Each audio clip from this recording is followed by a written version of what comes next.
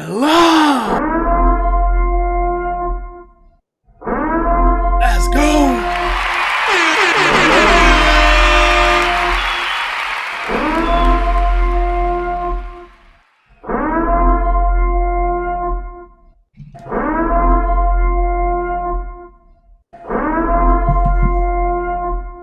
We're live! What's up, Adatha? Welcome!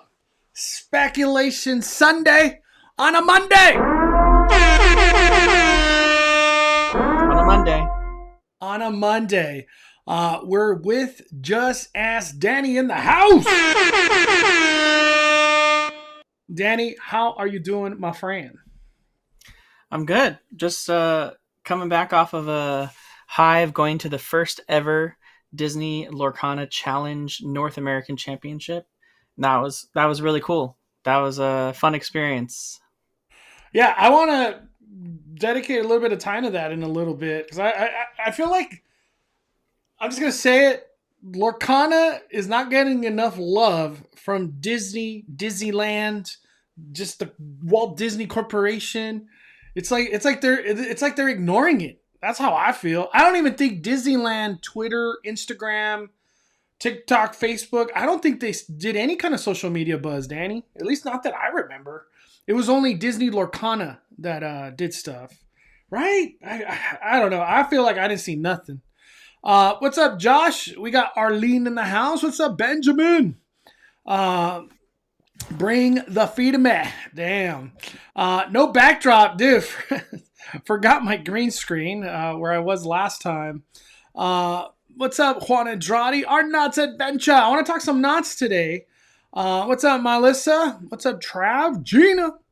What's up, Palos? LFG? Nihan? How you doing? We got another Danny. Louie. And we got a lot of people. DJR, Virginia, the conductor. Finally, reservations opened up. Dude, let's start off with that. I think that's a great spot to start Speculation Sunday today.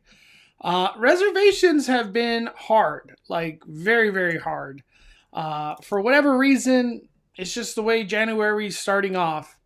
I look at it kind of crazy, Danny, because, it's January.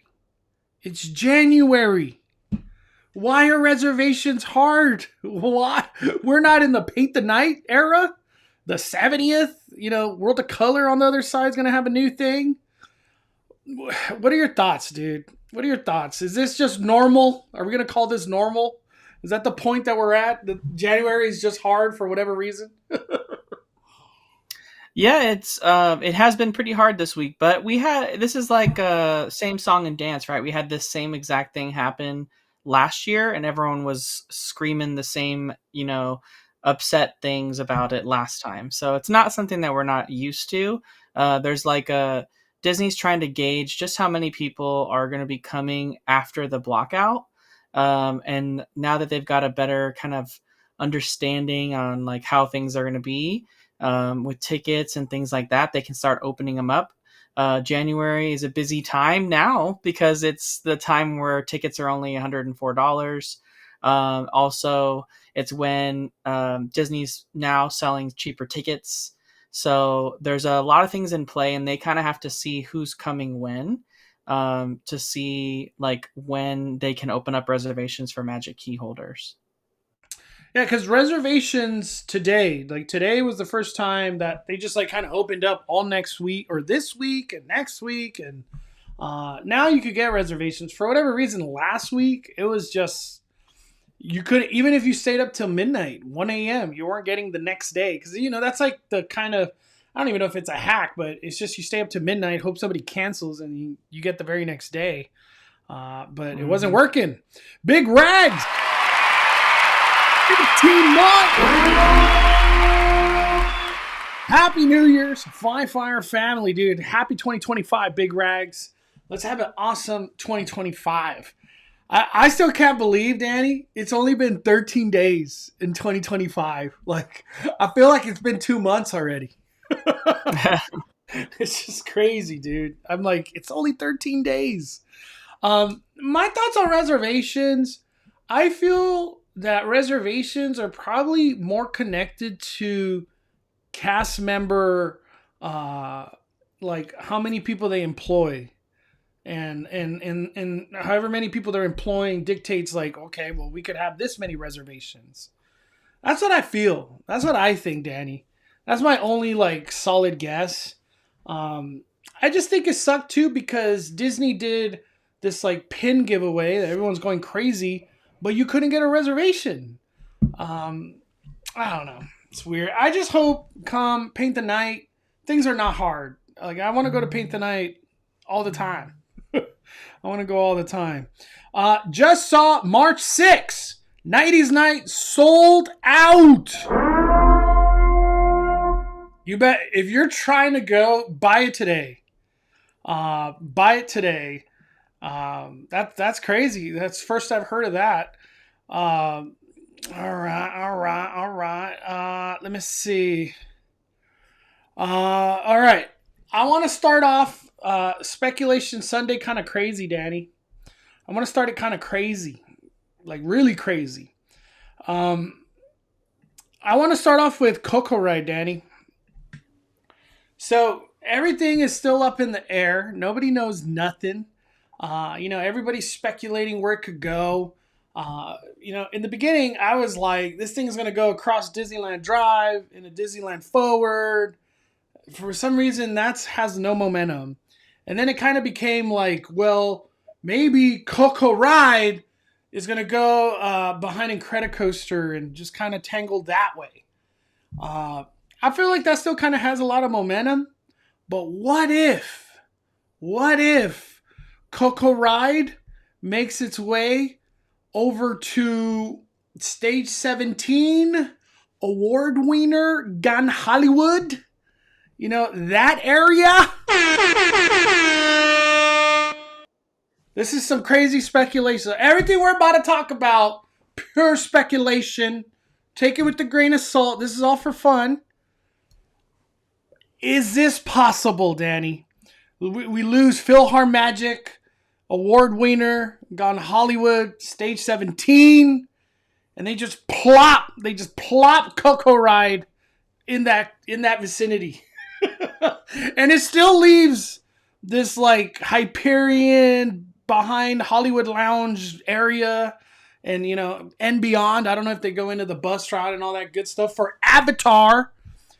Is it crazy to say that Disney could stick Coco Ride and Avatar and freaking Avengers Campus expansion this way?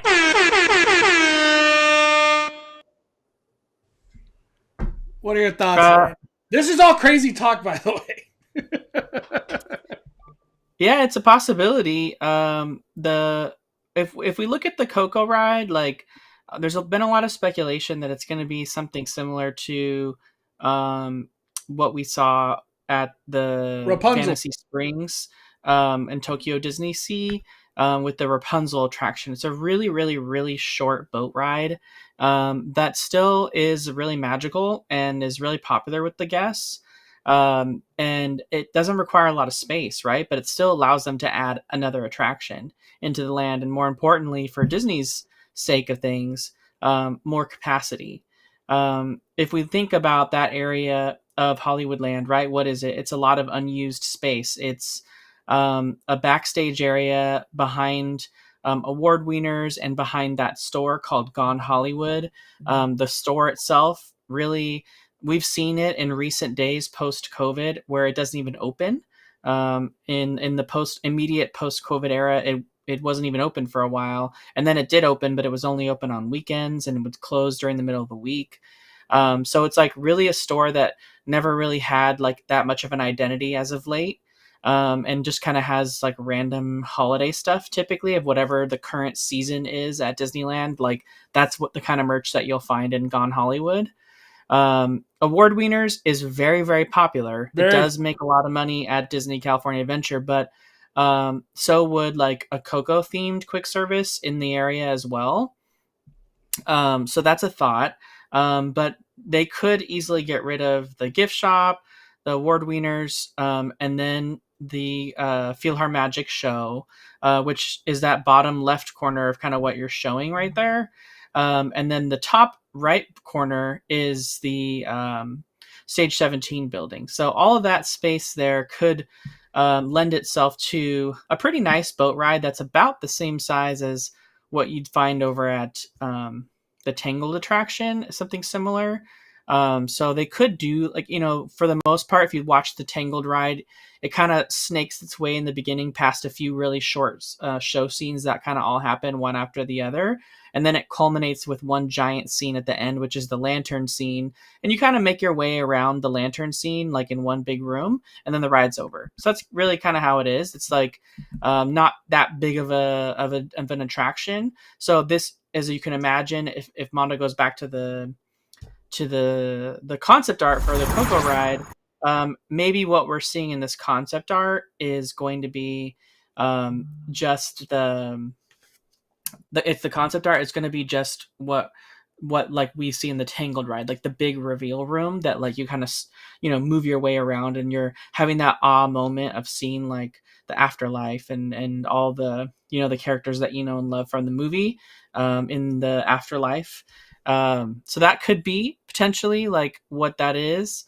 We don't really know, right? It's all speculative. But we thought, what's a food for thought kind of thing?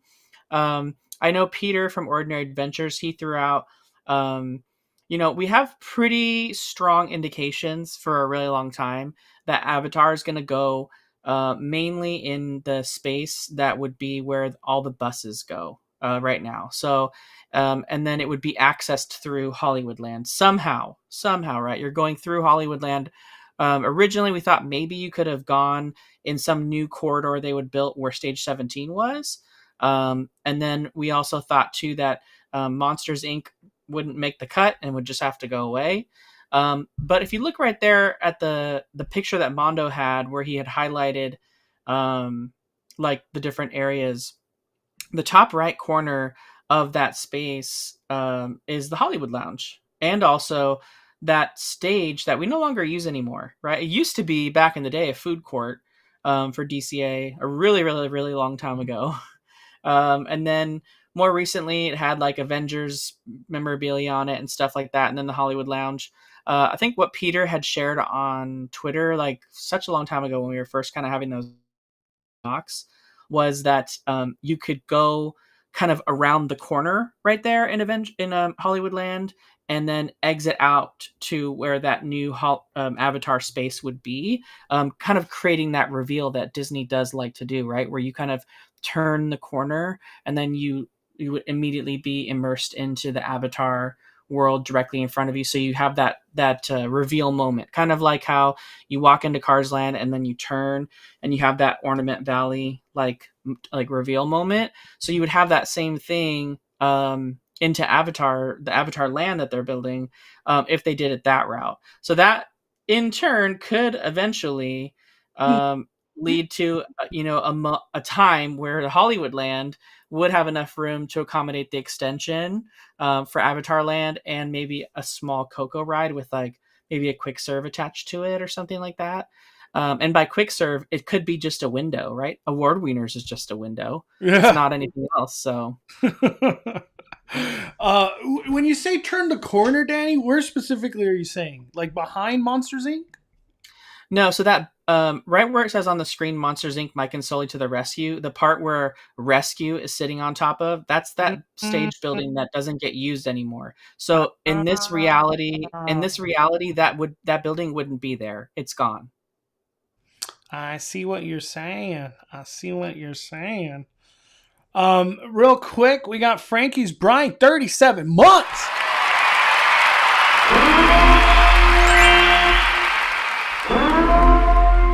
Mondo, Danny, I don't know where they'll put it, but bring us the Coco ride ASAP. Can't wait. Thank you, Frankie's Bride. Appreciate you. Yeah, we need it ASAP. They said 5 years. That's kind of what they're aiming for. Well, and that wouldn't, if you look at that concept that you're showing, or that aerial that you're showing right there too, if you look at the backstage, immediately behind that building that's kind of tilted, there's some backstage roads right there, but that's not the main backstage road. The main backstage road is the straight lane that's right there, by itself. Yeah, that's Yeah. the main lane that like that's the road that you're taking if you want to go, all the way from backstage Disneyland to backstage DCA. Like that's the road that connects them all. Yeah. That other road right there is kind of like the road that's right behind the building. They wouldn't really lose anything if that was gone, right? The one that's directly behind the building. Mm-hmm. So Right. that's just kind of like an auxiliary road that goes to like the backstage behind Mike Monsters Inc. and also that space there behind Stage 17. On the right directly behind Stage 17, Mondo, where Award Wieners is. Yeah. That space is like a trash dump, like where they have trash. I remember that when I worked there, it was like a trash dump. I'll be right back, Danny. Give me a second. But yeah, that's kind of what we were speculating, was that there could be room for both Avatar and Coco in Hollywoodland, kind of extending into the transportation plaza. And it kind of goes all back to what we were saying too, about the Esplanade really changing. The Esplanade is going to have to change either way to accommodate the new parking structure that's going there across the street. But it would also have to change to accommodate Avatar growing into the transportation plaza. So that would certainly be a real reworking of the Esplanade as we know it. I feel like with all the plans that we're seeing, even the giant Portos that's literally looks like 3 or 4 times the size of what it currently is right now. In that reality, there is no space for Portos to go butt up against the ticket booths. It doesn't work. Like they're too close. So That I feel Portos like looks like 3 Din Tai Fungs, like literally. Like I feel like the writing's on the wall for the ticket booths already. Like even with just the Portos, like with how big that is, it's like, okay, that's gonna be probably taking down at least some of the ticket booths, right? Yeah. And I feel like the same goes for the other side. We've already talked about it on the show before here, but we already know a parking structure is going in there, and we already know there's going to be a bridge or some kind of walkway to that parking structure, right? So in that instance, they're probably going to want to put shopping on that side, because they're not going to want you to walk back to the structure without passing some sort of shopping. So that's going to have to fit somewhere too, right? So we would expect probably the ticket booths on that side maybe to make way for some kind of shopping on that side, whether it's like a second World of Disney or, maybe just a small little auxiliary shop that has some last minute souvenirs you could grab, in addition to like the newsstand that's usually outside. But if you think about that side of Disneyland, you're only walking past stroller and wheelchair rental. There's no shops on that side. It's only on the other side, Mm-hmm. going towards the trams. So yeah, the ticket booths themselves are, like the Giant Peter show said, yeah, they're just relics at this point. They're almost like kind of a waste, right?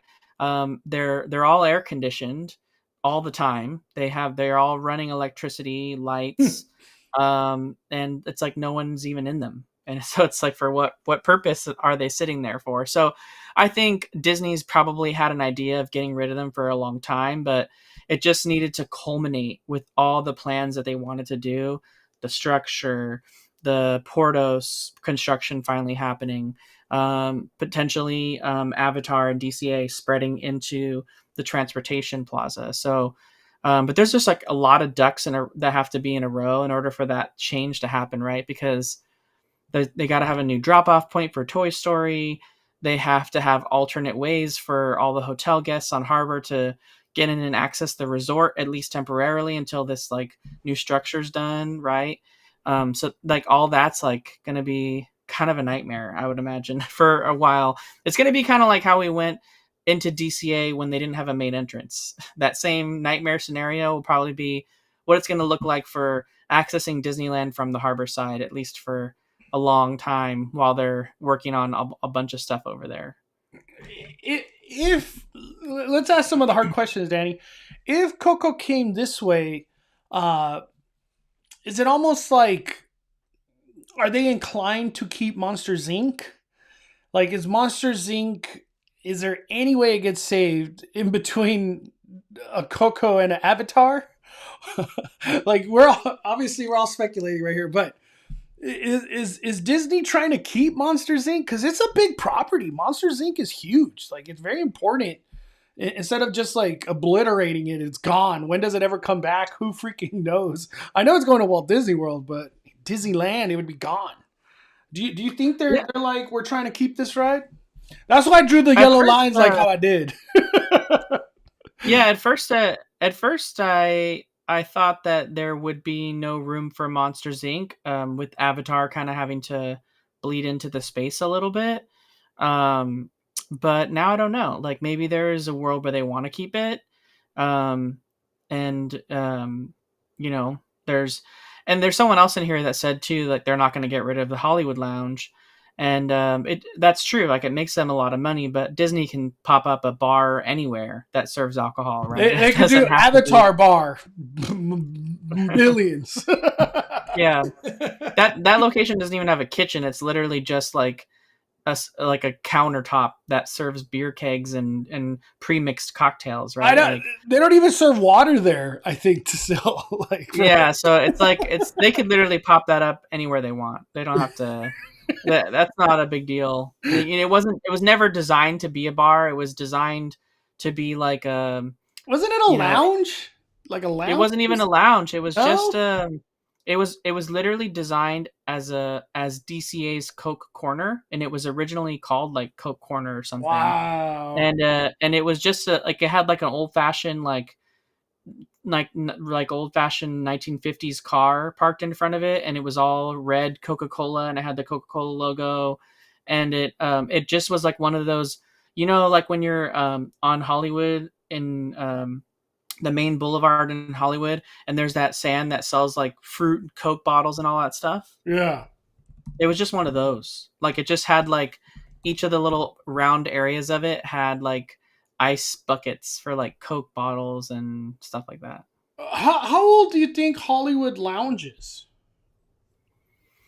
Hollywood Lounge is pretty new because it was the Coke Corner. It was the Coke Corner thing for like a really long time, and then it didn't change. It didn't change until Electronica, and then Electronica, it became the End of Line Club, and then after the End of Line Club, it became something that had to do with Alice in Wonderland for the Mad Tea Party. I don't know what it was called. And then do you ever remember this Hollywood and Dine? I've never seen that. That's what I was telling you when we first started the show. I said it used to be a food court. That's what it was. Wow. Mm-hmm. That's crazy.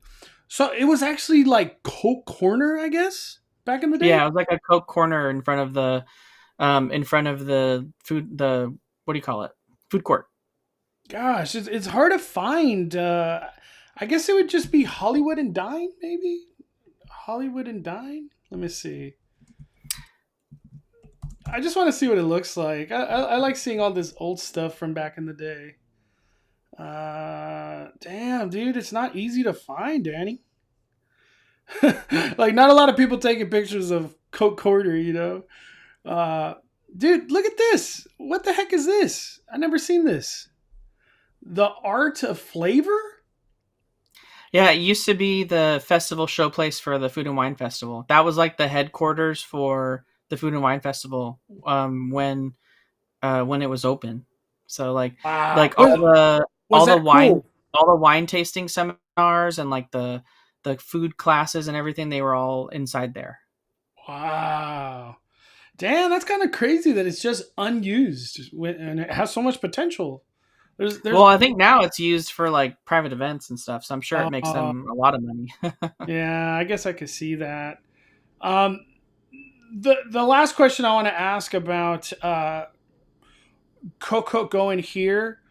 If Coco goes here, is this a win, a loss, a tie, a squash? Is it like, how do you feel for California Adventure as a whole if they were to put it over here? I like it over there, honestly. I didn't really like it in the Pixar Pier area where people were kind of saying it might go.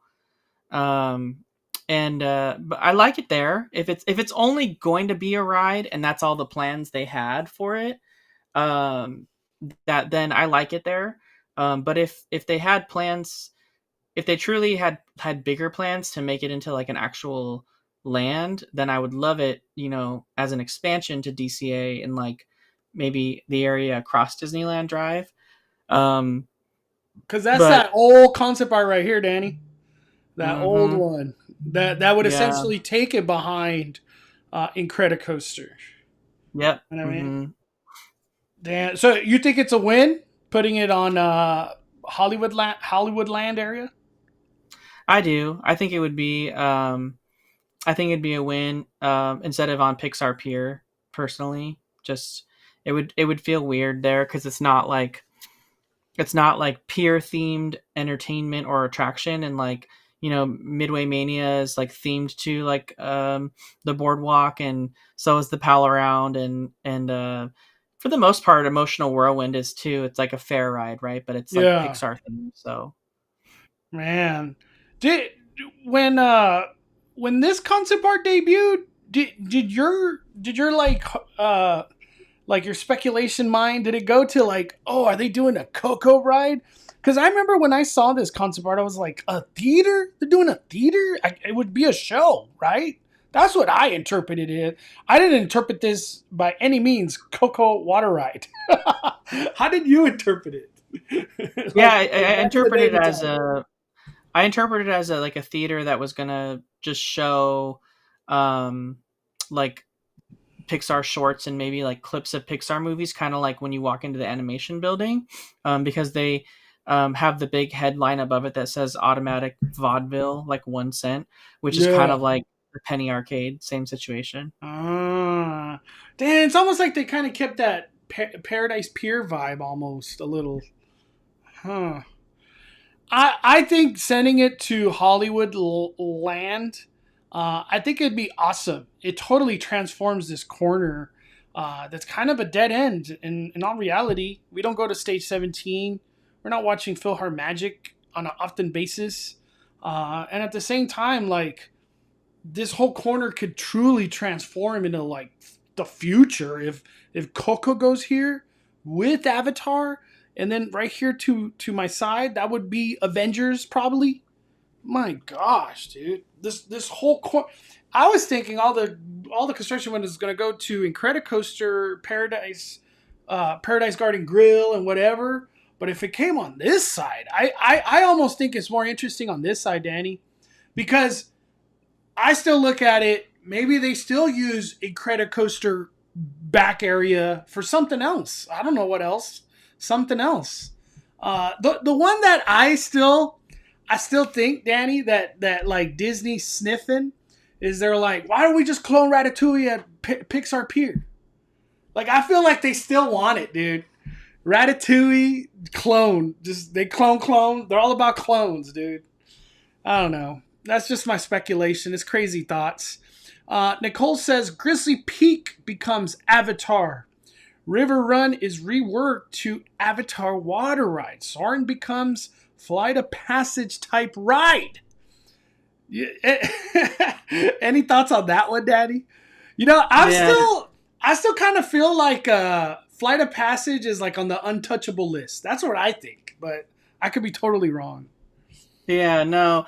Unfortunately, this speculation is it would never happen, and that's simply because it doesn't. The hotel is right there. It's very big. It's very tall, and as it stands right now, the hotel only works with the theming of the Golden State. It doesn't take you out of the theming of the land, and you feel like it's all part of that. And the Grand Californian, as a arts and crafts themed hotel of the mid-century, is not going to fit in an otherworldly off-planet land as its background, and there's no way to hide it because you can't hide the hotel without blocking the views of the rooms that pay thousands of dollars. So they need to have the views. So it's never going to happen. All the speculation online of the Avatar land coming to Grizzly River Run, I would bet tons of money that would literally never happen because the hotel cannot. So unless they plan on getting rid of the Grand Californian in Nah, no some way. reality that we don't know of, The then Grand that would never happen. Californian, I think, is untouchable. It's untouchable. They Yeah. can't touch it. I think it would be weird to have Coco, Monsters, Avatar, then Mission Breakout looming in Avenger Campus. That's what California Adventure is. It's all weird. California, they ain't nothing. Yeah, They ain't nothing to unfortunately, California Adventure. yeah, unfortunately for the Great Peter Show, DCA emerged as a really great place in 2012 with like a cohesive theme, and it all made sense. And then when they changed it to the Pixar Pier in 2018, and then they just threw in a bunch of other stuff like Avengers Campus, it started all just kind of like losing its theme. So 2012 was like the only time DCA ever had like a cohesive theme all throughout, and it'll never be that way ever again. So at this point, it's just become our Disney's Hollywood Studios. It's just a And cool place for cool things. yeah, it's our Disney's Hollywood Studios. Doesn't really have a cohesive theme. It's just like where they build IP stuff. Yeah. I'm not, hey, that's cool with me. We have Disneyland. That's the whole, there's a structure over there. Happy birthday to the one and only Jamie Lynn. Wow. Happy Happy birthday, Jamie Lynn. Let me see. I'm just reading. Do you think animation drawing class and Hyperion will be safe in remodel? I have no idea. No idea. I honestly, ever since we got the Avenger concept art where Hyperion's just not there, it worries. And at the same time, like, they're not using Hyperion for anything. Period. Roger's musical, I think that was it. That was the last time. Or Haunted Mansion red carpet, like that was it. I don't know. The drawing I feel is very popular, but does it make money? Disney's all about, does things make money these days? That's kind of where they roll.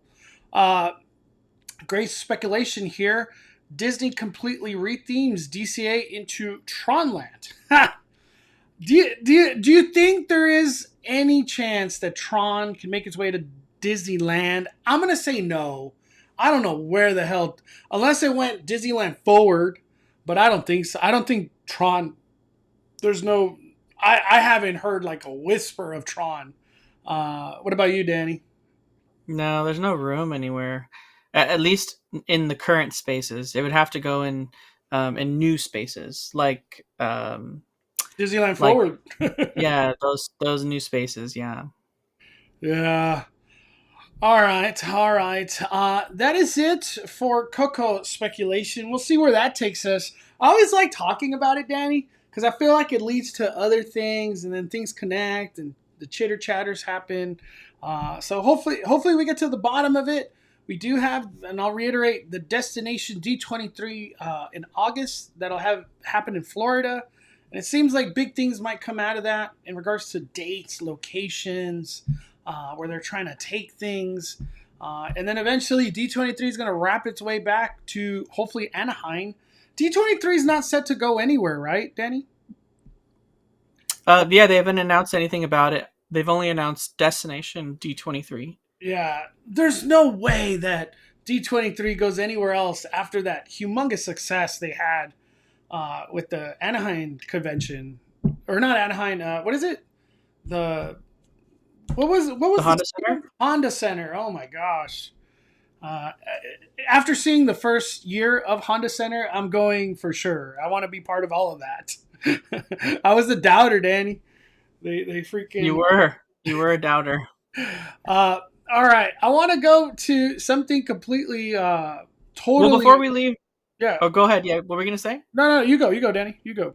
I was just saying I wanted to go through real quick some of the closures for Disneyland because January is about to be Walt's Disney. Damn. Someone said that I could have sworn, was it Disneyland Railroad had walls or something? Yeah.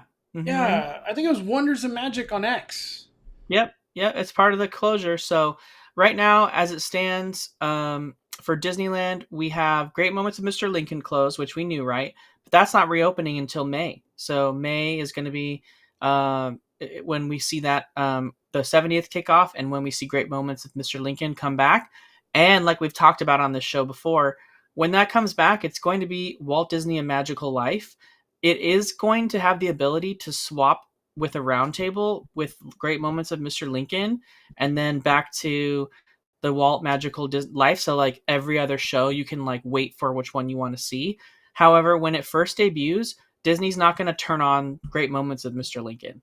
It's going to stay Walt Disney's A Magical Life for the time being, because it'll be the 70th, and because probably everyone's going to want to see it.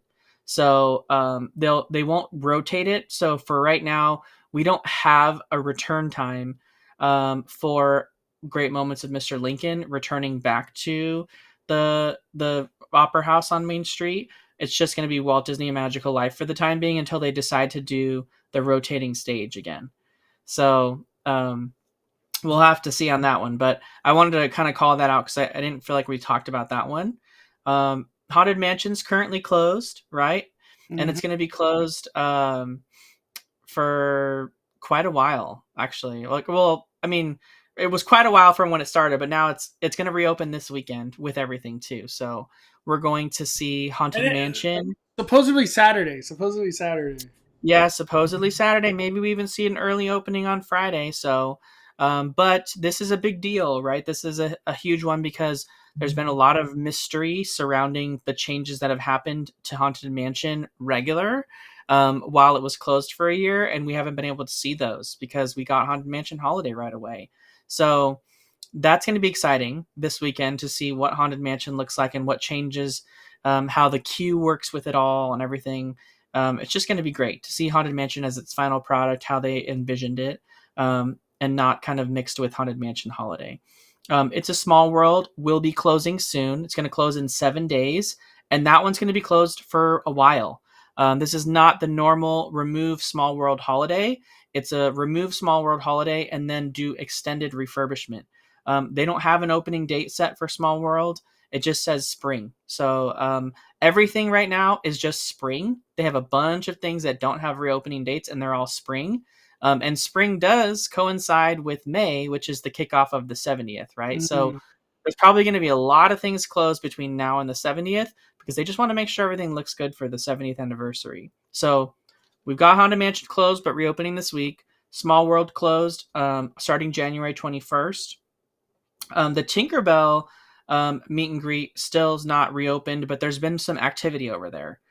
So that one's interesting because we've been seeing them refurbish all the fairy like houses and like decorations on the outside of it, slowly but surely. And then walls are up around the Tinkerbell meet and greet itself. So maybe there's a world where they return soon. Or I think Mondo even mentioned too, there was like a Tinkerbell in like a lantern thing that we had at one point. From like a long time ago, yeah. Well, like a little special magical thing that they had. So like maybe that's how we do a Tinkerbell meet and greet rather than no way. That'll be great. Hold on, before we go into that I haven't heard that one, Daddy. Theme Park IQ. Shout out to Theme Park IQ on X. He posted this an hour ago. I saw it when I don't even remember. I was probably on the way home, but they re-added Pixie Hollow to the Photo Pass. So maybe it does open soon. I don't know when, but they're projecting to open it soon. That's what I'm trying to say. Damn. Yeah. Tinkerbell concept. I don't even know what to call it. Concept. Disneyland. Remember, it was one of those things where like they had the guests like testing it. Yeah. Where like they would talk to her or interact with her, and she was inside like the lantern. Yes. I got one. Hold on. It's from Disney Food Blog. Disney Food Blog right here, dude. There it is, like that. Mm-hmm. Wow. So So they're saying maybe it's closed right now because they're doing this. what? That's crazy.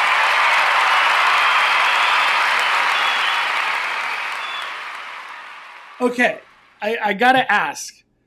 They're going from like a physical person in person to then they go into a hologram mode. Um, how would the Disney crowd like? How would the reception be? That's like, you know what I I mean? don't know. Because It doesn't really thematically work either, right? Because Pixie Hollow is like everything's giant because you're supposed to be the size of a fairy when you're visiting Tinkerbell. So her being small doesn't really necessarily work with everything else being giant around you, right? So I don't know if that's necessarily true, but maybe there's a way they bring that technology. Because I know there was like an issue with the character in person, like there was like Disney World stopped meeting and greeting with her, and then we stopped meeting and greeting with her. uh, Um, maybe so I don't know. they're regrouping into this. Potentially, I don't know. Wow, I think that's exciting. If you ask me. Yeah, I think it's something to keep an eye on for the Pixie Hollow meet and greet. For a while, it was kind of just sitting there, but we've seen them do stuff there now, right? There's stuff happening. They're getting it ready again. So there's a reason for that, and we'll see when it happens. We'll see when it happens. You know what I'm thinking, Danny? Maybe it's like a flip flop. Like they do this one some days, and then they do a person some days. Like they go in between. I don't even know how the hell this thing would work. Like I have no idea. They were super secret when this all happened at California Adventure. I think it was California Adventure. But that'd be cool, Dan. You're the first one to say that, dude. I have not heard. I was just thinking, but why work on Pixie Hollow for so long? For what? Right? Something Yeah, cool. yeah. And But that's a perfect thing to go into the 70th. I'm just saying. yeah, yeah. And then moving on into closures because it's gonna be Walt's Disney for a while. Jolly Holiday, and man, is Jolly Holiday getting a renovation. Uh, The entire building, like the whole thing, is covered in scaffolding from top to bottom. I think Theme Park IQ actually posted the details of the permit Disney shared about Jolly Holiday Bakery. And this is another location that has no reopening date. It just says spring, like, sometime in the spring. So this the permit for this renovation was that they were going to rework the way that you enter the building and the queues, like on the outside and on the inside. They currently just don't work right now for the way it is. Um, when the restaurant first opened, mobile order wasn't a big problem, right? You would just go in and pick up your stuff.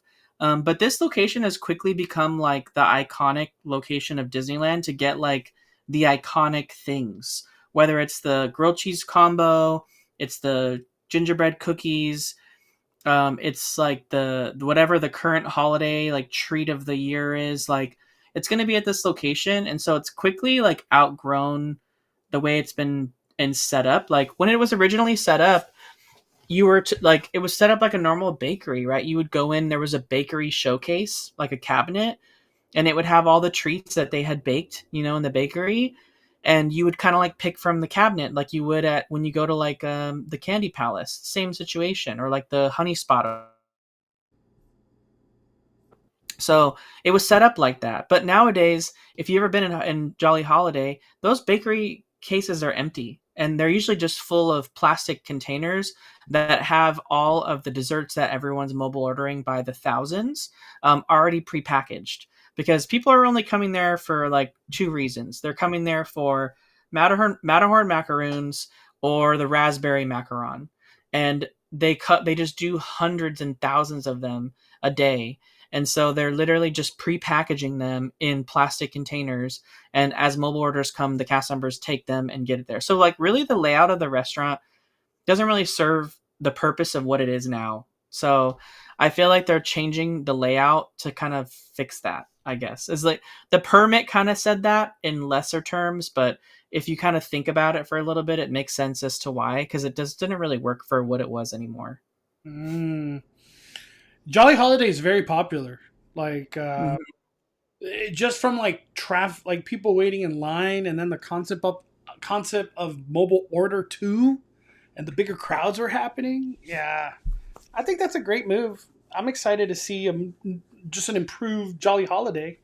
I Yeah, love and Jolly Holiday. worth noting out, Ian Grimm mentioned in the chat that for now, while Jolly Holiday is closed, the raspberry macaron is still available. You can get it at the Gibson Girl ice cream location at Disneyland. So that's a good note for people that do really like to get that. You can still get it while Jolly Holiday's gone. It's not at Candy Palace; it's at Gibson Girl. So that's a good point to point out. But the next closure is the monorail. The monorail is currently closed too, also with no reopening date set as spring.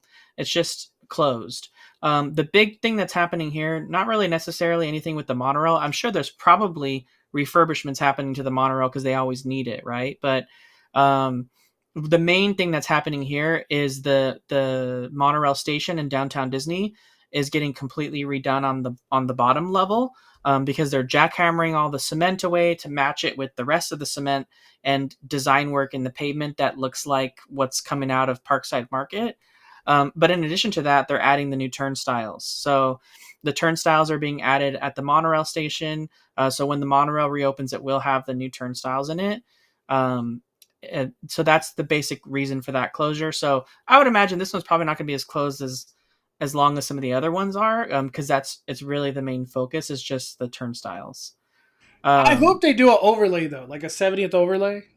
I don't know if that's Yeah, we were talking about that last time. There's probably going to be a wrap on the monorails, I'm sure, for the 70th. I mean, I hope so. So maybe this is a great time for them to, remove any of the older wraps that are on there and apply some new ones for the 70th, while the monorails are all sitting in the wheelhouse. Any other any DCA closures that you saw on the horizon? Well, we still have one more, which you showed at the beginning of this segment, the Disneyland Railroad. The Disneyland Railroad closed today.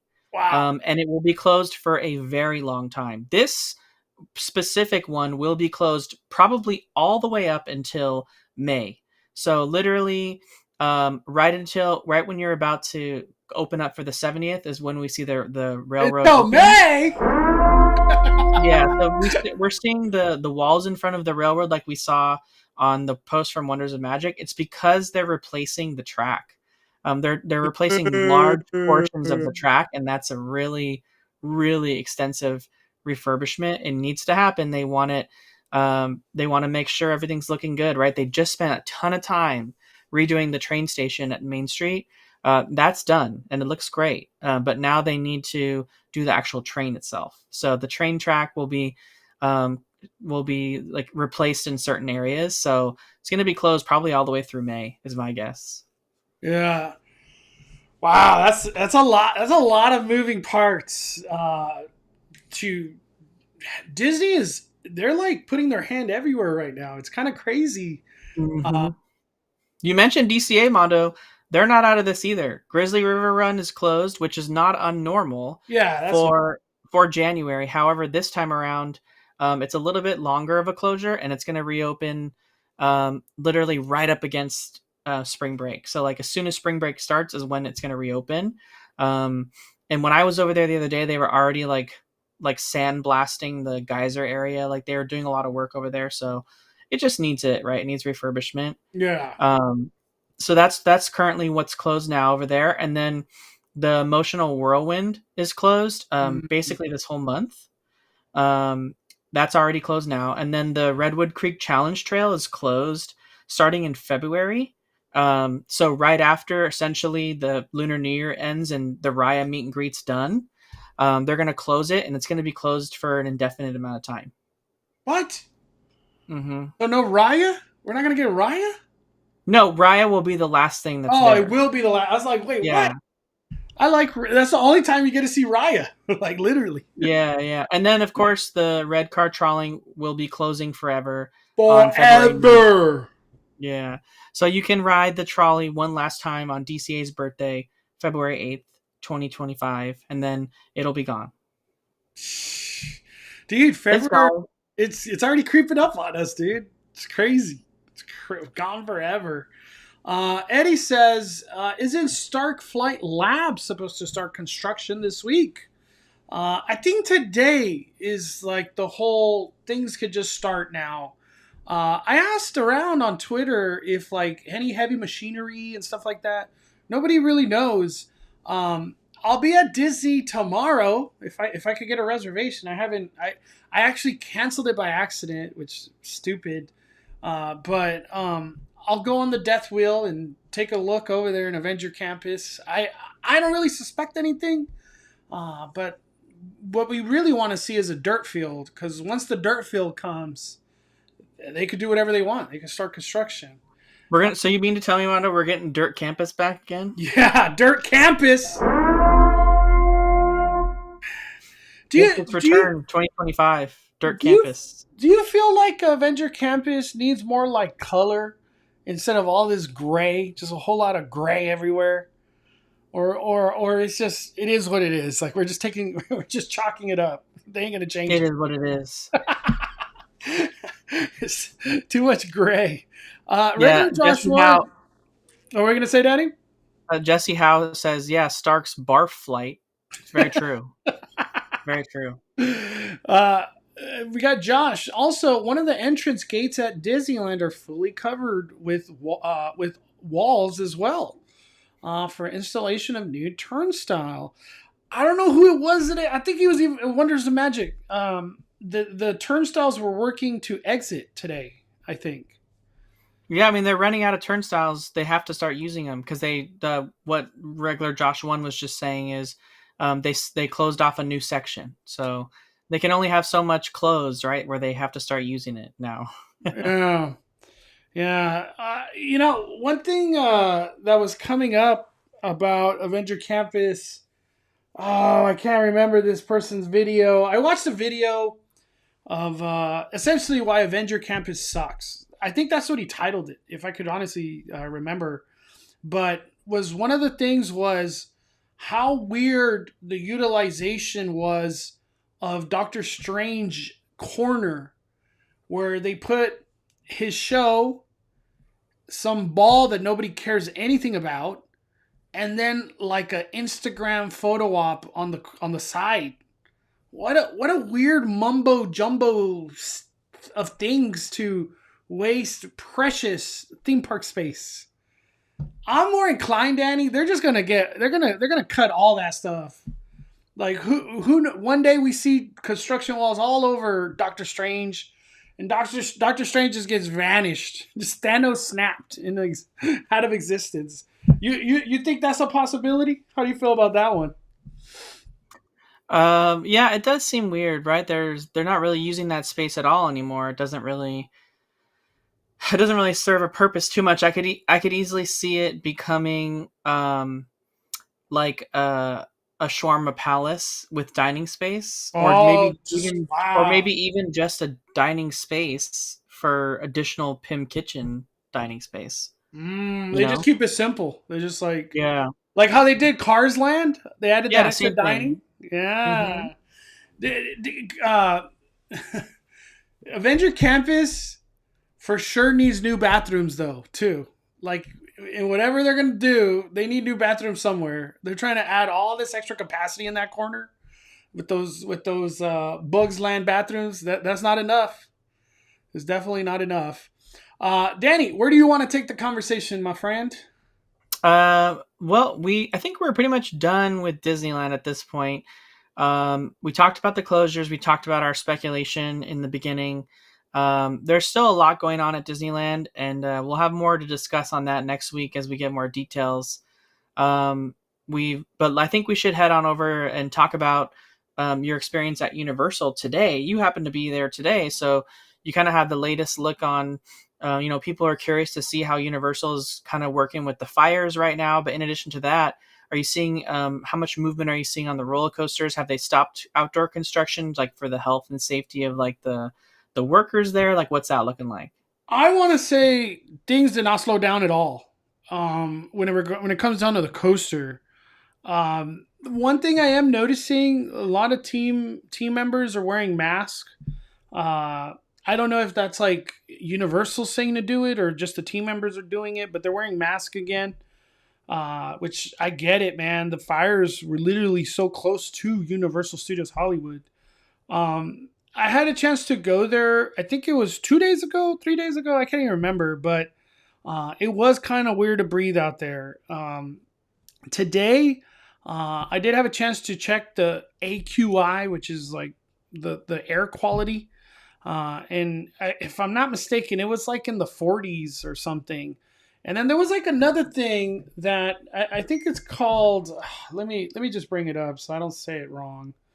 Uh, A- Air quality Hollywood. It was called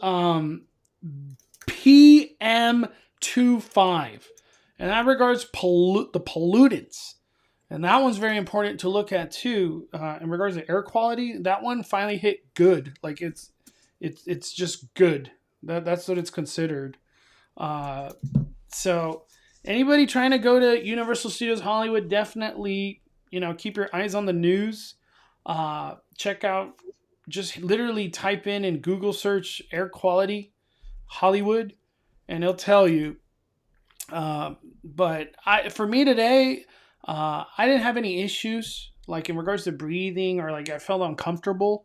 But that was today. Things could change at any point. But in regards to the roller coaster, Danny, look at this track right here. Does that say this shit's gonna be crazy or what? Like, is it? I'm guessing this goes into like a inversion or a loop of some sort. I don't know. This just has nuts all over it right here. I have other pictures that kind of give us like a bigger scope of it all. That track, there was like a catwalk that was there. It has track inside now. The other thing too, here we go. It's kind of like a more wider view. And then this is what it looks like. They got all that theming, the brick, Danny. They're gonna be done, dude. Like the brick is literally wrapping around on this side up here too. The front entrance, no brick at this point in time, but yeah, they did not slow down. They did not slow down at all. The other thing about Universal, Danny, and I want to talk about this because it took me by surprise when I walked in the park today. Uh, oh man, there's like a couple of things I want to talk today, Danny. Hold on. Where is this post? Oh my Glanta. Did I not? I could have sworn I did. Hold on, I gotta go to my. I gotta back out. Where is Hold it? on, hold on. I know. Where is it? Did I? It's maybe it's under my replies or something. Oh, I got it. I pinned it. Look at this stand that arrived today, Danny. Right here. This is right when you walk into the studio store on the left side of the theme park. So once you walk in the left side, they got the first thing, Back to the Future, a whole stand dedicated to it.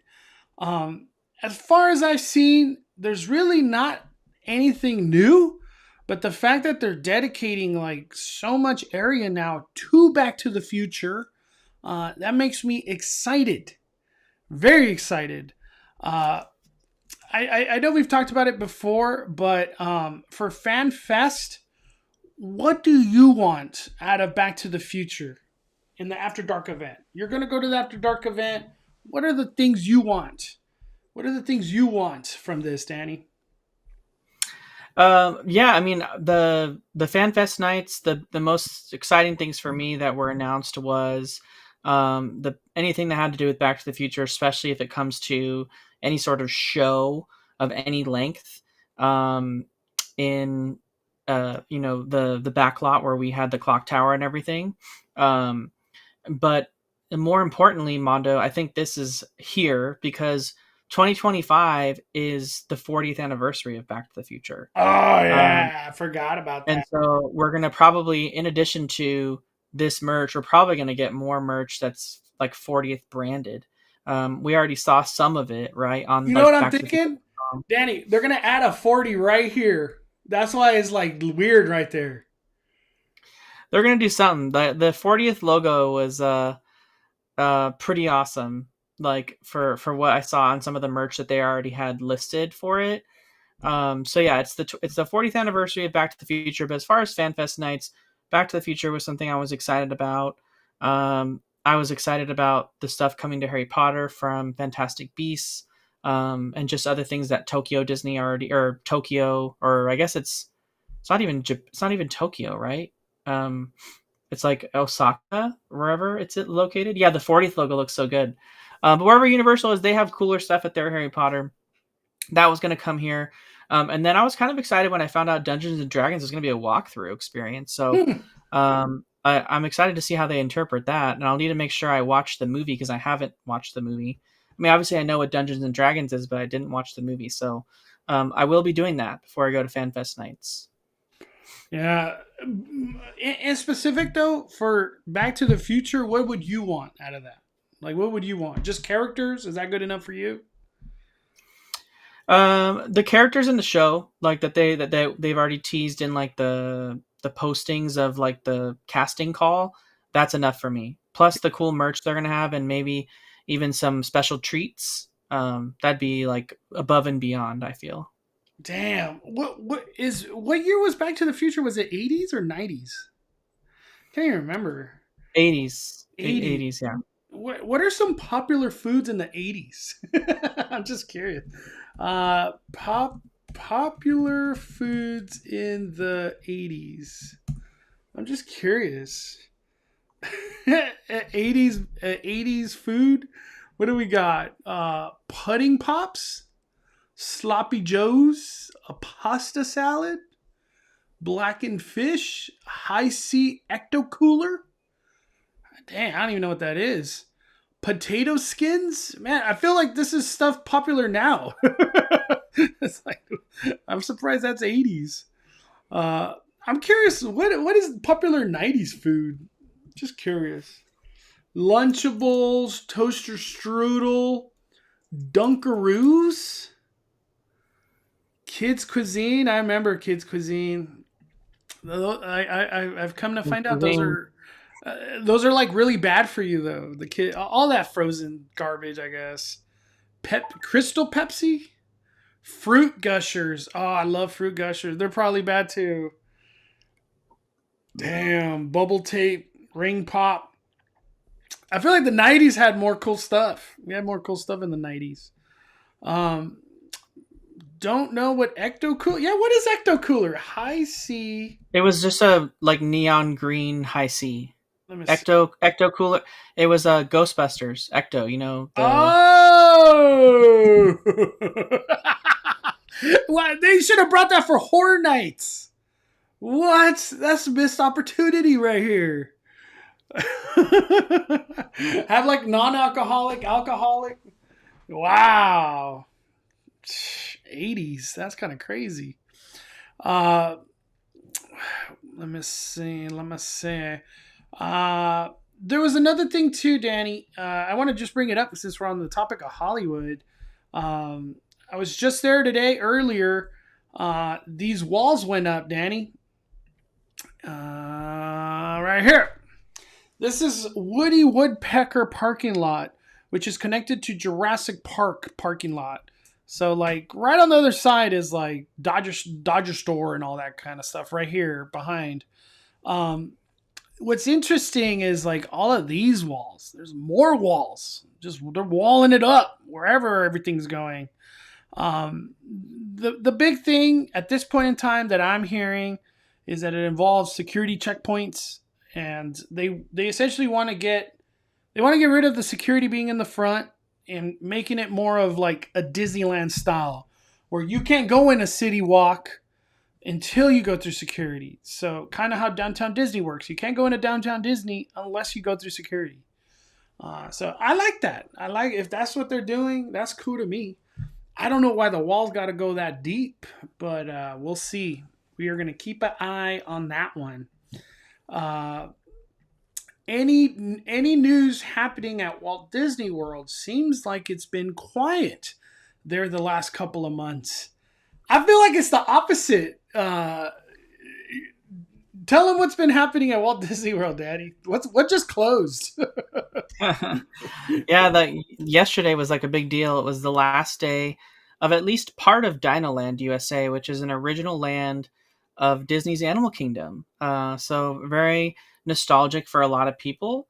the Dino Land portion of it all. I mean, dinosaur attraction is still open, and I think Restaurantosaurus still is, and the play area, but the Chester and Hester like carnival area closed. And that's where the Triceratops spin ride was, where all the carnival games were, and where Primeval Whirl used to be back in the day. And so that area closed, and people had a really fond memory of it. Plus Cementosaurus, like we can't forget Cementosaurus. So I have memories of it too. Like it's a big deal for me. Animal Kingdom is my favorite Disney park, period. So I like everything about the park, and this was a fun little area that you either hated or loved. But this is going to be turned into the Tropical Americas section that will include the new Encanto attraction and the Indiana Jones retheme of dinosaur, and then something changing for some sort of new Latin America's restaurant that will take over the Restaurantosaurus. So, but yeah, it was a big day for a lot of people. That was a huge move. So now, as of today, the Chester and Hester section of Animal Kingdom is closed, but Dinosaur is still open, and so is the Restaurantosaurus. So, but those will be having their closing dates soon too. Yeah. Damn. A lot of changes. Mm-hmm. I'm excited. I kind of wish Dinosaur would have stayed, but I forgot who I had the conversation with. Every time we've got a new Indiana Jones, it has got cooler and cooler and cooler. Do you think that trend will stay, Danny? That Animal Kingdom has the coolest Indiana Jones? We get some. It could, right? They could use the latest technology to really make some awesome stuff inside there. So we know the ride system is pretty much not going to change. Yeah. So we kind of know how that works, but it doesn't mean they can't do some really cool stuff with the special effects and animatronics that are in the attraction. So that's going to be the fun part, to see how that all kind of changes. And more importantly, how they do the queue there. There's a lot of space for them to do a really fun queue there as well. So I hope they do. Right now with Dinosaur, it's pretty much like a museum. Like you're walking into like a museum with dinosaur exhibits, yeah. which serves a purpose for like the Dino Institute that you're going into. But I would like them to kind of change it to be a little bit more temple-y like ours is. And it seems like we're going, right? The ride itself is going to have like a temple like building. So yeah. I'm hoping that the queue is highly themed too. That's part of the fun of Indiana Jones at Disneyland, is just how themed the queue is. I want to go back to Disneyland real quick. I didn't know there was changes that were made like this. Disney with Denise says, "What's up with the menu change at Lamplight Lounge? I don't like that they removed the infamous lobster nachos and moved all the good stuff to boardwalk dining instead. Why so many changes?" What? Boardwalk dining is downstairs, right? That's how it's considered? Upstairs. Oh, so you could only get lobster nachos if you eat upstairs? That's what's being said here? Mm-hmm. Huh. Lamplight Lounge. I gotta look this up. I haven't looked at the menu in forever. So we don't care about brunch. We're going to lunch. Potato skins, barbacoa tamale? Damn. You better get like 4 tamales for $21. Grilled head on prawns. What the heck is that, dude? I couldn't even tell you what that is. Chicken saltado. Charboiled burger. Tuna tataki salad. Vietnamese barbecue pork chop. All right. That looks like a new menu to me. You ever had a head on prawns, Danny? A grilled head on prawns? What the hell is that? No, it's well, yes, kind of, but like it's basically they're like the giant shrimp, but the head's still on it.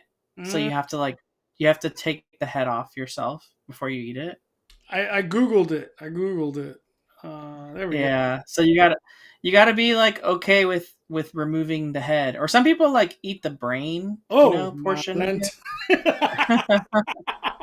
That's kind of, So dude. You're gonna get all dirty fingers while you're at Lamplight. yeah, there's no clean way to eat seafood like that. You're gonna get dirty. Usually you see head on prawn in like a seafood boil restaurant like the Kick and Crab or the Boiling Crab. Where you normally see like the head on prawn stuff like that. Yeah. All right. All right. Uh, we got. Let me see. We got a super chat from Brian. Mondo, Danny, Saturday reservations are open. Let me go real quick since I'm on the Disneyland website, just so everybody could see. Magic Key calendar. What is open for everybody? So we could show everybody. Right here. Oh, Tuesday's open. I gotta get Tuesday. Hold on. I wanted to go tomorrow. These are everything's open pretty much. I consider that everything. That's cool. The big day that everybody would want, if you're a Haunted Mansion fan, Saturday. Saturday's the day. And obviously try to do a Disneyland start so you could just go straight to Haunted Mansion in the morning. Do you think Haunted Mansion is going to have a long line? We haven't talked about it yet, Danny. I guess this is a good time to talk Haunted Mansion. Haunted Mansion's on the verge of humongous changes, very huge changes, and it's gone all under the radar, Danny. But thank you, Brian Sevilla. How do you feel about these changes of the bride, Danny? I like the changes that are coming. I like the idea of a new bride. I didn't like the current one, so maybe it's more of a spooky one that we had in the past comes back. I don't mind a digitalization of the ending either. If it makes it a little bit more updated and kind of newer feeling, I like that. So that'll be kind of really fun to see how they do that.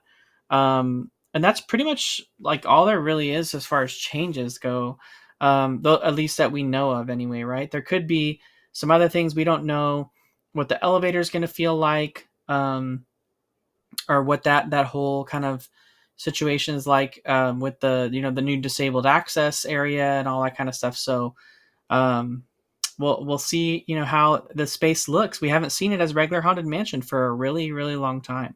The current attic room that we had. Do you kind of remember the gist of the storyline? Was it Yeah. just a bride chopping heads off like that? That's what was happening. Like what was the storyline? Because I never really went into the lore of what was it? Constance Hatchaway what's her name? Yeah, Constance Hatchaway, and she like every husband that she had, she would murder them by cutting their head off. Oh, And so like you would go Disney from going dark. you would go from photo to photo to photo in the attic, and then the light would change, and then it would show her and that husband, and then the picture would change, and it would have the husband without a head. Yeah. And that's kind of the story. And then she'd kind of be sitting there and talking about like, like she's be holding her flowers, and then the flowers would turn into like her holding an axe, and she'd get all like kind of evil looking, but it never really looked right. It like kind of was a weird effect. It always looked really fake. Like the bride was there, and then like this flat face was being projected on. It just didn't look as good as something like the Hatbox Ghost does now, Yeah.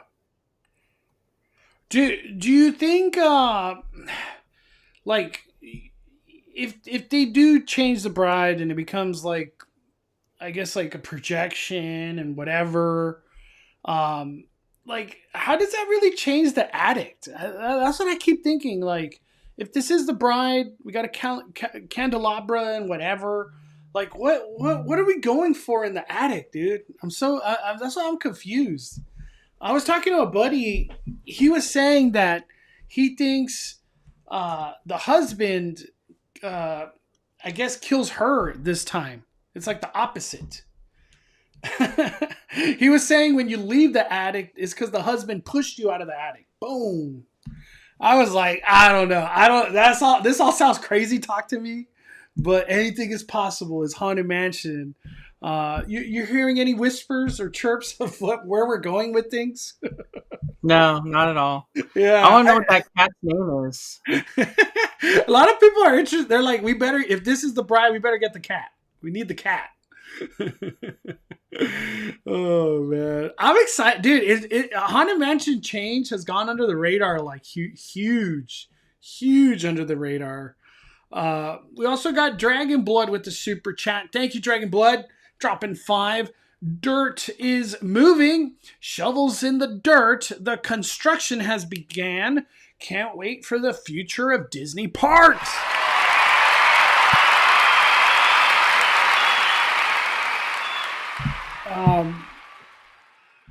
I will see tomorrow. As much as I want to be like, there's shovels in the dirt, I don't know. I haven't seen anything yet. I'm not doubting that maybe some stuff did start behind Avengers Campus, but I'll be there tomorrow. I'll go on the death wheel. It's going to be exciting. It's going to be very, very exciting. All right. I saw my Alyssa's comment a couple times. I want to get into it now. Tokyo's small world has changed. Temporarily. This is not a permanent thing. It'll go back to normal soon. It's like a small world holiday. Yes, but a Marvel holiday. I don't even know how else to describe it. Tokyo has a lot of changes, way more than I could have ever imagined. Like they went so hard. It's unbelievable. Let me bring it up, Danny. Here we go. It's a small world. Is it just called It's a Small World with Groot? Yeah, with Groot. Look at that. They're doing physical passes over there still. Or no, that's for a one-day pass. This is from D Times Departure. So credit to D Times Departure on X. Here's a video. Let's see if I can make it bigger. I don't want to play the music because it's for sure something copyright. Look at that. This is all news to me. I have not seen any of this. You got Groot. You missed Rocket back there. Rocket. Gamora. Mantis. Doctor Strange. Whatever that is. Ant-Man. That's kind of random. You know what? Now that I've seen this and I got like context to it all, because I just saw photos earlier. It's kind of cute. Very cute. Wow. You know, I kind of still fall on I don't know why they did this, but they did. What are your thoughts on all these Groots? It's so cute. It's just a cute Groot. What are your thoughts, Daddy? This is cool. Yeah, it's a fun little overlay for the attraction. As long as it's not permanent, right? It's fun. It's a fun little overlay for it. Nothing says small world like Marvel. It's so weird. It's like my eyes have to adjust. I wonder what the community out there in Tokyo, like, are they liking this? I'm guessing they are. I haven't heard like an uproar or nothing. Look at Hulk. What the heck? Damn. Wow. That's crazy. I don't even know what to say. It's cool. I think it's cool. The fact that, like, which one's this one again? Oh, it's at the bottom. You know, Gamora. My heart says all of this is super cool, but I just, like, why they do it? For what? Just make something out of nothing, I guess? Huh. I I have to ask the question because I feel like somebody will ask. Does Disneyland do this? Does Disneyland do this, Danny? I don't know. I kind of hope not. I hope Tokyo has something exclusive like that, you know? Yeah.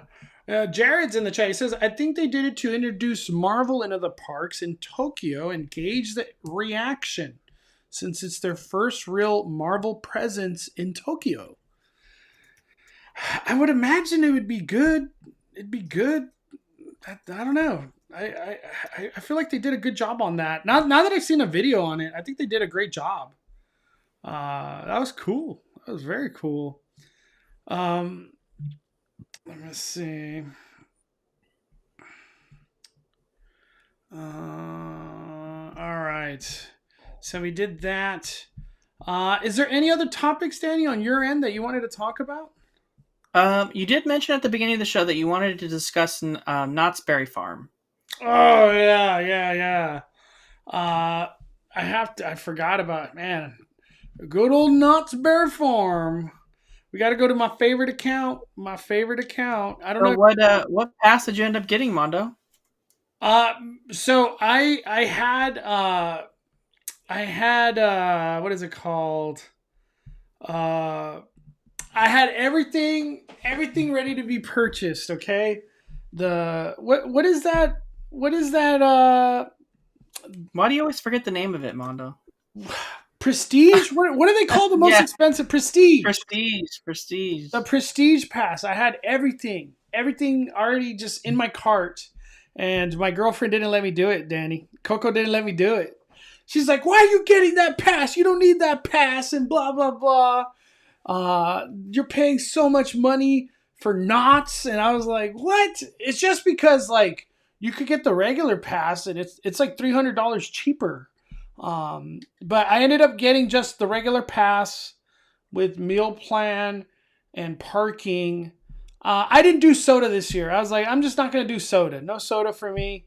So I think it came out to like $350 or something like that. But I did renew. I don't know when I'll finally get there, but I did renew.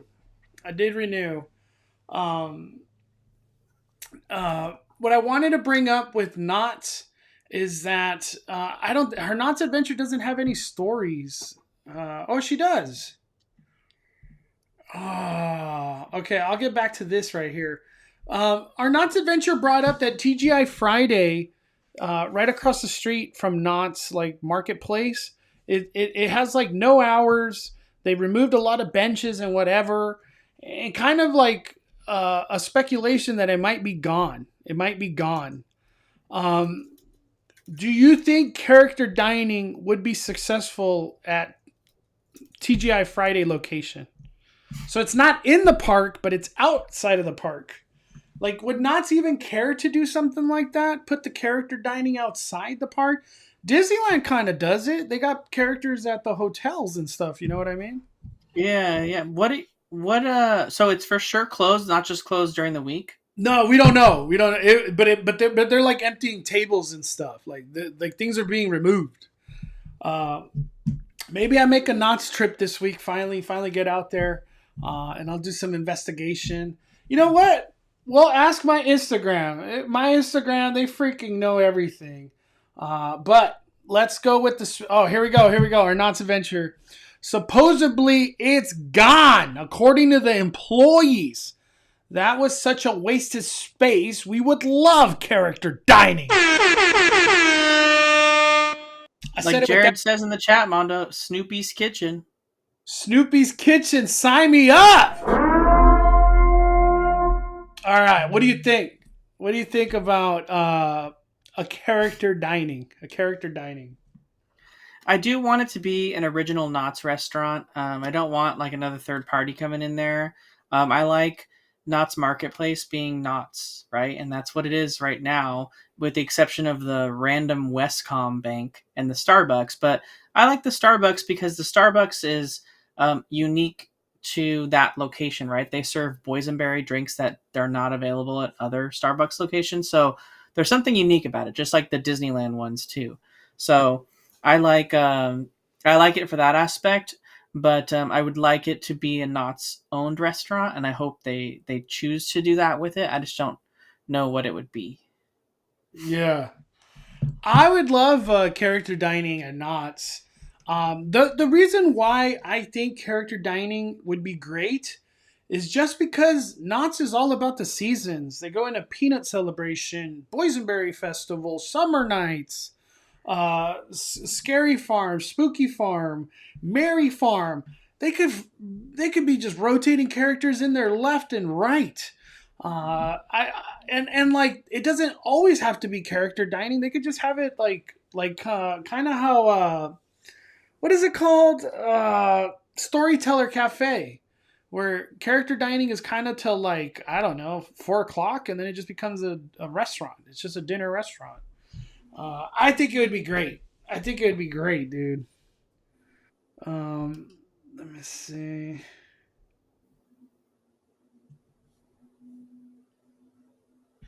Yeah, that's what I was gonna say. Snoopy's Kitchen is the perfect name, honestly. They could do Scary Farm dining. Why not? That for sure. It already makes money. The buffet makes money. But yeah, that was the main thing I wanted to talk about Knott's. I don't really have nothing else to say about Knott's at this point in time. Any other things that you wanted to dive into, Danny, or just let's fire up some Q&A? Q&A at this point. Yeah, we've kind of talked about everything. Q&A. Post your questions now. All right, let's open up to Q&A. What is on your guys' minds? Is there any stuff we missed that we didn't talk about? Would love to hear from you guys. There is another thing too I want to bring up. Talking about theme park IQ earlier. Right here, theme park IQ. Where is it? Theme Park IQ, shout out to him on X. He posted this on X. We're going to get a new Megabot sipper the 17th, so this week. This will be purchased at Lucky Fortune Cookery. That's kind of cool. Little late, but better late than never. And then there's also... What'd you say, Daddy? I said a little late. Yeah, a little late, but it finally came. And then the big one, I think the one everyone's going to go kind of crazy over, the Valentine popcorn bucket. And that one at January 21st at Disneyland. Probably DCA too. I don't doubt that it lands at DCA, but this is very cute. Bring the big hearts to Main Street, Disney. I know people said they broke or whatever, but it'd be cool if they could fix it. There we go. That's what I meant to say. Expect a new daytime show for Peanut Celebration. I like the old Peanut Show Celebration. Whatever they're trying to do, I hope is super cool. Has a great music, great like a great message. I always like the messages that they provide during Peanut Celebration. It's always about friends and bonding and just like very good, cool, like good-hearted stuff. So I'm excited. I kind of wasn't excited for Peanut Celebration, but now that I've renewed, I'm like, okay, I'll go. I don't know how many times, but I'll definitely go. All right, Q&A. Let's do this. I want to get into this right away. Horror Dude, do you think Disney starts Haunted Mansion too early? For me, hell yes. Started after Halloween. I'm cool with Haunted Mansion during Halloween. I almost feel like it always stays too long. It's here too long, and it's just it starts too early. Do you think it starts too early?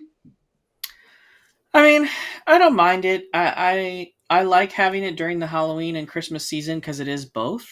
But and I think it's nice because it's exclusive to Disneyland. Really, I don't know if Tokyo still does theirs, but I know Walt Disney World people, they don't get it, and some of them really do want it. And there's no real like indication that it's going to come there. So I like that we have it. It's something to look forward to every year. So I think it's a good thing. Yeah, I think it's a money maker aspect too. More lightning lanes. People want to buy more merch. It allows them to put Haunted Mansion holiday merch out earlier. All right, here it is. How was the Lorcana event at Disneyland? Give us all the details, Danny. Give us the breakdown. How was Lorcana? First real big presence at Disneyland Resort. How did it go, dude? It went really well. I mean, the first day there was a little bit of hiccup, but I kind of feel like it was out of their control.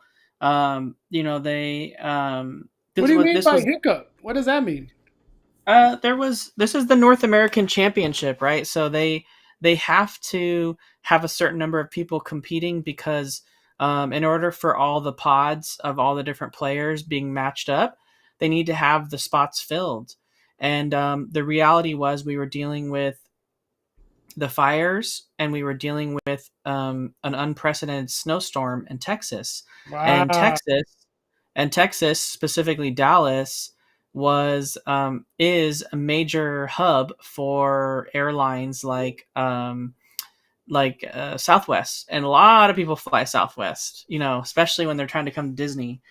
Um, so there was a lot of flights that were canceled, and so the people who put the challenge on, they were faced with the fact that a lot of players weren't going to make it on Friday like they were supposed to. And so they needed to fill those spots with people that were coming to the event as attendees that wanted to be competitors.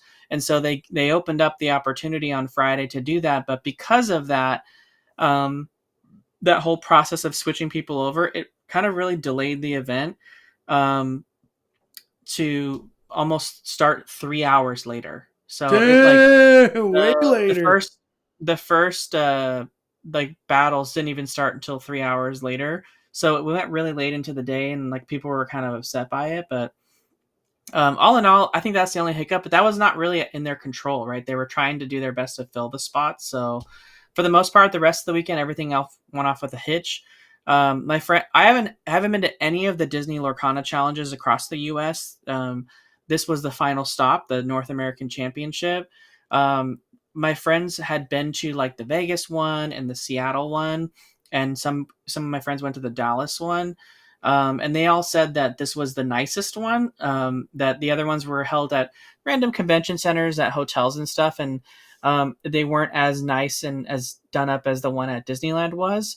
I think that's more of a credit to just the convention space is so big and so grand and nice. At the Disneyland Hotel, most people don't know how big it is until they step in there. A lot of my friends actually who were there didn't even realize that was all at the Disneyland Hotel. They were like shocked that all that space was actually in there. It was nice, you're playing your rounds of Lorcana and you're hearing like the electrical parade music going off in the background. It was just kind of like That's so super nice. cool. Yeah, it was really cool to see. It was even cooler to see like the way they had it set up so you could watch like the best players who were in like the top 16 and the top 8 like battle it out on the screen. They had like like ESPN sports announcers that were there kind of like commenting on the play as it's happening. It was really fun. They had side events for people that were there just visiting. You could get your stuff signed by Mickey Mouse or like the artists that do the cards. It was really fun. It was a really fun opportunity. I would say the only thing that they probably didn't do well was like advertising that there's like other good things to eat in downtown Disney and the Disneyland Hotel. Because like I remember when I was paired up with a lot of people playing games, I was like telling them about Tangaroa Terrace, which is literally like right there next to the convention center, and like people didn't even know it existed, and like it had such good food. And then I would tell them about it, and they're like, "Oh my gosh, I want to go! Like I want to go do that." So I feel like they could have maybe shared that a little bit more. But I hope Disney does more events like this. I feel like if Lorcana continues to grow, I mean, it's only a year old, right? It turned 1 year in August, so just a little over a year. But this is the first year of its actual like competitions. So officially, anyway. And it was this was the wrap up to that, or kind of the wrap up. This is the North American wrap up. They had the European one earlier this month, and then they'll have the final World Championship with the top 8 from Europe and the top 8 from North America, and they'll go to Walt Disney World for the World Championship. Damn. So can you tell people a little bit about this right here? Because I feel like nobody knows it. Like, you're not in the Lorcana world. You're like, what the hell is this? Because this is some heavy duty prizes going on right here. Yeah, so that's so all the brown cards, like on the top and bottom, like bronzy kind of gold cards, those are enchanted. So like the best card, the highest rarity card that you can get from the current set, Azurite Sea. So you're essentially getting a copy of all the enchanteds, which are the most like expensive rare cards from the set. And then you're getting the promo cards that are exclusive to the event, like the Cusco, the Baymax, the Elsa's Ice Palace. So like only competitors and people that participated will get those promos. You can't get them any other way. And then the Golden Mickey card is for the top 8 or top 4 winners. I think they got that. Damn. And these are very expensive cards. Like every Yeah, one of very expensive. Very expensive. So, but yeah, I think it's cool. I it seems like Lorcana has like the some legs, some staying power, right? I mean, it's going up against Pokemon and it's going up against Magic the Gathering. Magic's been around for more than 20 years. Which so, this is only a year old, and Pokemon hasn't been around. I don't know if it's been 20 years as well too, but I remember it came out when I was a kid. So like it's been a little bit, and Pokemon's in a space right now where it's literally the most popular it's ever been. So there's a lot of competition, but the one thing that has been said, and Mondo I think said this to me, was that like people are noticing specifically with Lorcana is that like above all the other TCGs, like people really love to play it. Like Pokemon, for the most part, you see the majority of the community really loves. It's all about collecting it and selling it, right? Like collecting it, selling it, and they want to collect the Pokemon that they love, and like that's a big deal for them. And there's not that many people that play Pokemon, but there is still, right? But like with Lorcana, it's like everyone who collects it really plays it too, and so like that's kind of a good thing, is like it's got a lot of staying power, I feel, because people love playing it. So as long as they can keep bringing out new cards that really help build a changing like rotation of things, and I even feel we'll get to a point where they'll probably rotate some cards out too. That'll make it more exciting. But I think a lot of people should get into it, and if you want to, um, you can. It's you can get something they sell at Target. It's called the Lorcana Gateway. I think it's exclusively at Target. The Lorcana Gateway is how you start. It's how you start to play it. It teaches you how to play the game, and it gives you 2 decks, and teaches you how to build decks. Mm. And then from there, you want to start buying cards. You can buy packs, open packs, or you can just buy the cards you want from like third-party vendors. But the Lorcana Gateway, I think it's on sale at Target right now for $12.99 or like $12.50, and it used to be $25. So it's a steal for sure. Let me bring it up. I got it right here, Danny. Uh, is it this box? Target. No, it's the one right there on the right. Yep, Target. You had it. Twelve You ninety. were on it. Damn, 12.49. 12.49. dude! Wow, that I remember that. I remember that being $25. Damn. Yeah, so it's a good way to, the way that the gateway sets it up is it sets it up as a board game, so it makes it so people can understand it pretty easy, and it Mm. guides you through like how to play the game and how to build your deck.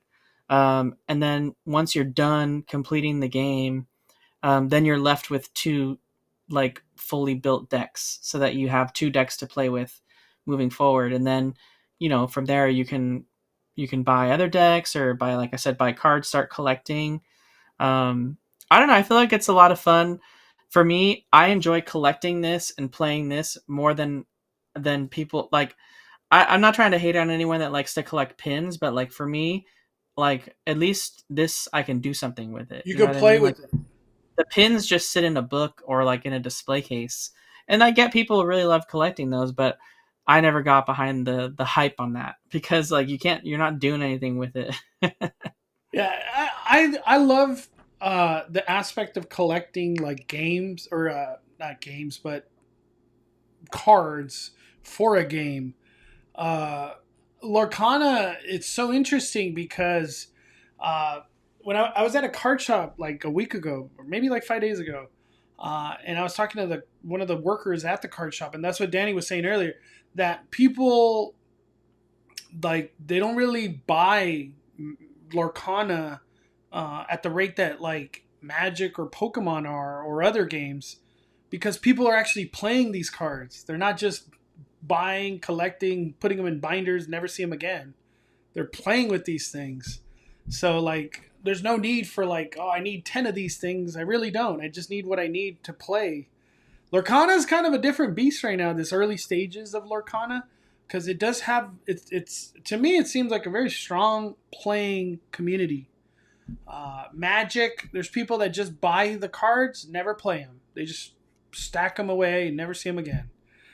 Same thing with Pokemon. Pokemon has a lot of that, which nothing wrong with that, but Yeah, these are card nothing games. wrong with that. You want to I play. mean, like You want to for play. Magic and for Pokemon, it's all about like investment for some of those people. Like you can buy, I mean, there's literally the new set is so intense for Pokemon that like that's just coming out or about to come out, called like Prismatic Evolutions or something like that, and it's all about like the Eevee Pokemon, right? Like everyone loves Pikachu and they love Eevee, and all the evolutions, right? So like Eevee turns into like Jolteon and Vaporeon and all those Pokemon.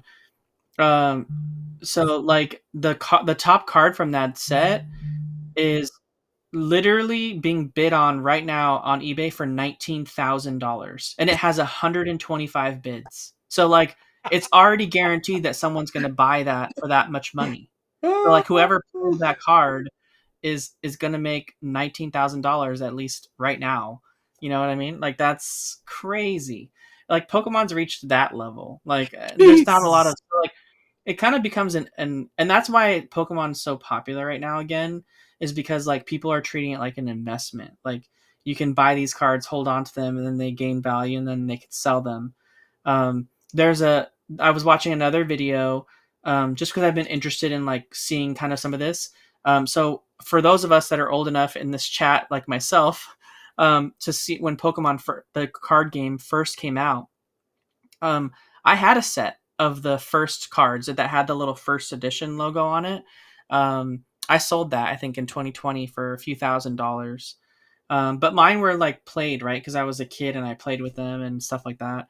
But there was a guy that was at a trade show, and he had a booster box of the trading cards for the Pokemon trading cards first edition, unopened, and he was selling it for $225,000. And people would buy it. They would buy it for that much money.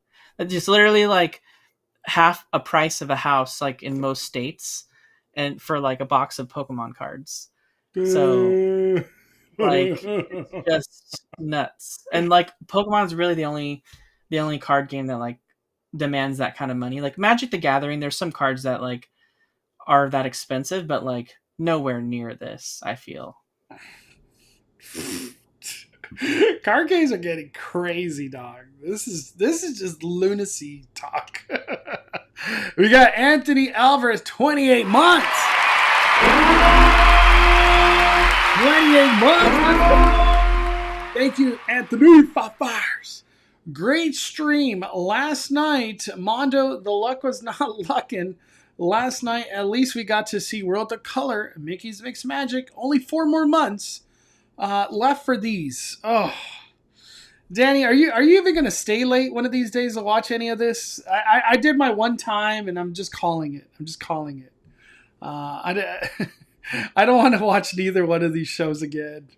I'm just. I like World of Color 1, but honestly, I don't stay late enough to do nighttime entertainment. So I probably won't be staying late to do nighttime entertainment until we got Paint the Night back and Wondrous Journey and all that stuff. Yeah, I'm good. I'm okay with just going home. No nighttime spectacular. I think I'm good. Uh, we got Birmhaven. Any updates from Galaxy's Edge and the two new rides coming to Avenger Campus? Uh, the only update we have from Galaxy's Edge is that they're going to have projections eventually for the fireworks that are played in there. You know, the music that's played in there. But Avenger Campus, maybe tomorrow I have something to show. I don't know. What were we going to say, Danny? Oh, so yeah, Star Wars Galaxy's Edge. We haven't really heard anything. We saw that the permit be filed right about the projections, but that kind of goes back to what Peter from Ordinary Adventures was originally saying when we were supposed to get the Fire of the Rising Moon's fireworks show inside Galaxy's Edge. The Bard droid was supposed to do some sort of um, like projection, some sort of hologram, like R2D2 does with Princess Leia. We were supposed to get something, so we right now we have like a ghostly embodied voice that talks to you of the owner who's since died, whose robot lives on, aka his droid Bard, and that's who's talking through. So it was kind of supposed to be like, you know, R2D2, how he plays a message from Princess Leia right there that she recorded. It was supposed to be the same. Like his droid lives on and plays his hologram message to everyone before the fireworks show starts. That was like the rumor of what it was supposed to be. But the show debuted and Bard just kind of sits there and like moves and lights up, almost like he's supposed to have done that, but it wasn't ready. And so they just had to debut it as is, and it worked in the moment, but we went there kind of expecting the droid projection and didn't get it. So maybe that's something still to come, and maybe this Star Wars weekends, right, for this year, we get it actually come to fruition. So we'll have to see. But I would love for that hologram projection to actually be a thing, and the Bard robot serve a purpose other than just sitting there. Just kind of just chilling. What is the best and worst bathroom at Disneyland? I can tell you the best one is outside of Disneyland, either at Disneyland side or DCA side by the lockers. Those are honestly the best bathrooms. Yeah. For me, The worst bathrooms, literally, I can tell you exactly which one it is without a shot. There's a tie. There's a two-way tie for the worst bathrooms in Disneyland. I'll tell you right now. It's the exit of Space Mountain and or the tiny ass bathrooms that are next to the bank on Main Street, aka Disneyana, that are right there. Oh, those back, yeah, the back one. The literal worst restrooms, both of them. The Space Mountain bathroom. I want to throw Rancho de Zocalo bathrooms in that mix too, as being one of the worst. That one's more the worst for like the women's restroom. The men's one's not that bad. The women's one though, there's always a long line, like for whatever. Yeah, they're struggling there on that one, and I feel like they don't need to, but like the women who wait in line, maybe who are tourists, don't know, and they're waiting in this long line to get in that bathroom. And I'm like, man, you just gotta walk a few feet this way or a few feet that way, and you can get another restroom. Yeah. The worst like that comes to mind, I for like if I had to pinpoint the worst for me is which one I really want to say the one that's next to like mint juleps in that back corner, Cafe Orleans. Yeah, Brian Sevilla in the chat said the same thing. I hate that one. I don't know what it is. I just hate that one. It always smells bad. Yeah, it's yeah. I want to say that one. I think that's the worst one. At DCA, probably Avenger Campus would probably be the worst one. Yeah, we'll leave it at that. Let me see. I'm just reading the questions we have in here. Let me see. I'm just reading. What's up, Carla and Kiko? Happy Valentine's. You guys, cool emoji on your thing. Let me see. Eddie says, Mondo Danny, what do you if Disney just goes on the cheap route and they redo Little Mermaid into Coco and Soarin' in an Avatar. Nah, Coco's a water ride. Little Mermaid ain't gonna be a water ride. I just don't think that happens. And then Danny brought up the Soarin' thing earlier. Soarin' ain't going there. Did you hear about this, Danny? That Moana is being sued $10 billion. Is this true? I brought up an article. Yeah, I brought up an article from Fox. I just, whatever came up, I clicked. Disney sued for allegedly copying the idea for Moana and its sequel. And it says on here too, Woodfall is seeking $10 billion in damages. What the heck? I would have to look into that more. What? That's just crazy. That's just crazy. Let me see. I'm just reading through the comments right now. The restrooms by City Hall is always pretty crowded. Yep, that's what Danny was saying.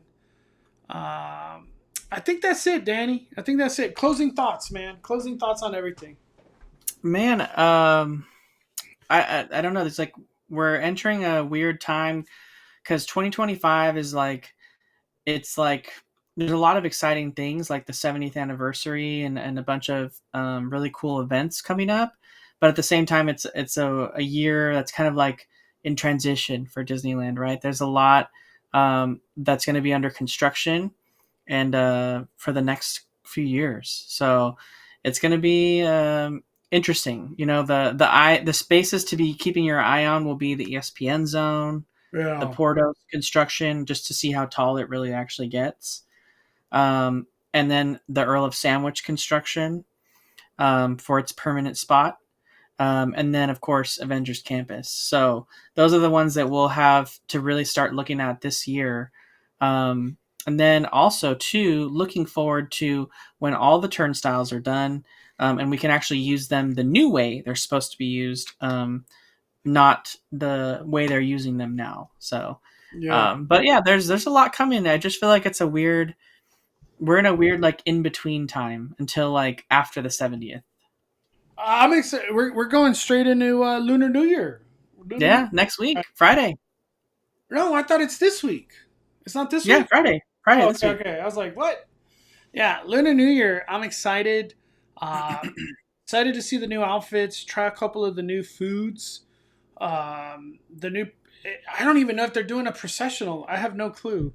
But I hope they do something. Out of the loop on that one.